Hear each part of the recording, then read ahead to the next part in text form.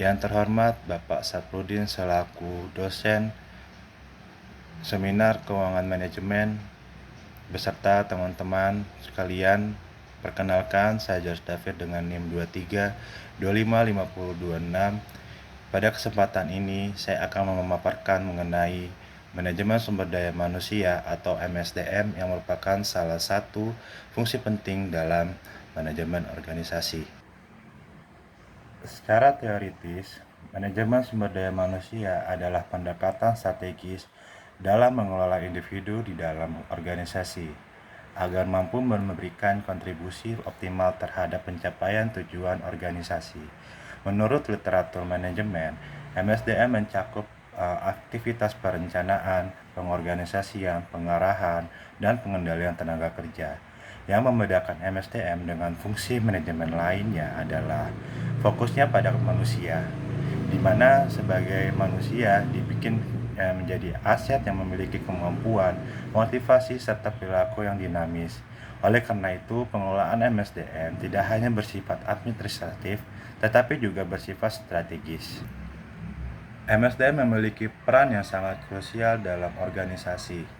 Pertama, MSDM berperan dalam memastikan ketersediaan tenaga kerja yang kompeten sesuai kebutuhan organisasi.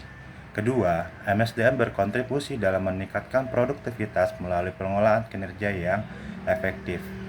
Ketiga, MSDM berfungsi menciptakan lingkungan kerja yang kondusif sehingga dapat meningkatkan kepuasan dan loyalitas karyawan. Selain itu, dalam konsep persaingan global, kualitas SDM menjadi faktor utama dalam menciptakan keunggulan kompetitif yang berkelanjutan. Fungsi utama MSDM yang pertama adalah perencanaan SDM, yaitu proses analisis kebutuhan tenaga kerja berdasarkan organisasi, baik dari segi jumlah maupun kompetensi.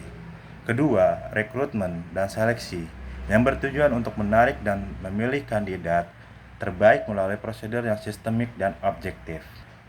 Yang ketiga, pelatihan dan pengembangan yang bertujuan meningkatkan kemampuan teknis, konseptual, dan personal karyawan agar mampu beradaptasi dengan perubahan lingkungan kinerja. Selanjutnya, penilaian kinerja merupakan proses evaluasi terhadap kontribusi karyawan berdasarkan indikator yang telah diterapkan, seperti produktivitas, kualitas kerja, dan kedisiplinan.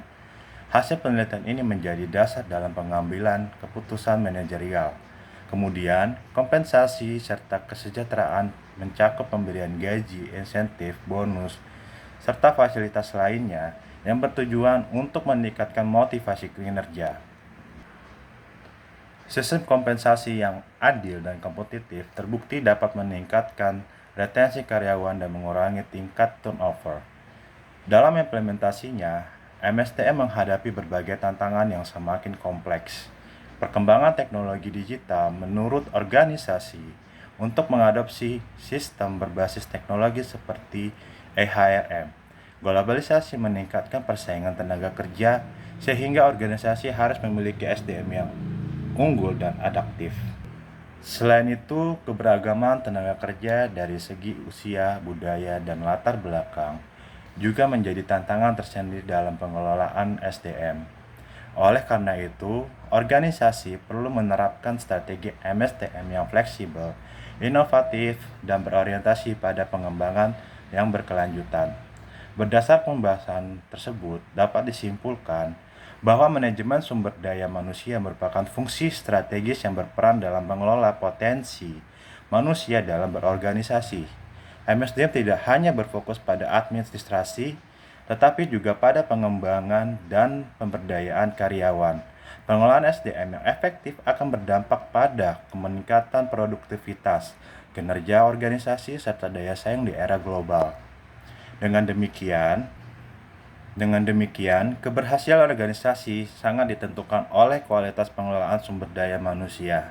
Terima kasih atas perhatian Bapak Saprudin beserta teman-teman. Sekian presentasi dari saya ucapkan terima kasih.